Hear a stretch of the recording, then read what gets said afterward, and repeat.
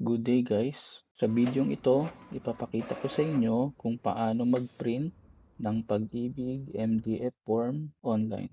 Simulan na natin.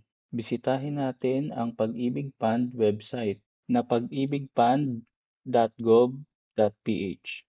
Sa homepage, itap natin yung forms link. Sa drop-down menu, itap natin yung Provident link.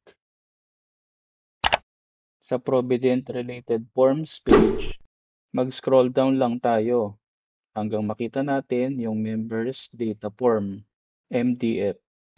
Tapos, itap natin yung kahilerang PDF file na link.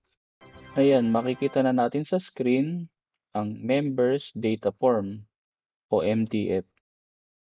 Para ma-print natin ito, itap natin yung 3 dots button na nasa top right corner ng ating browser. Sa drop-down menu, itap natin ang Print. Sa pop-up window, mag-adjust lang tayo ng konti at itap na natin ang Print. Ayan na, nag-print na tayo.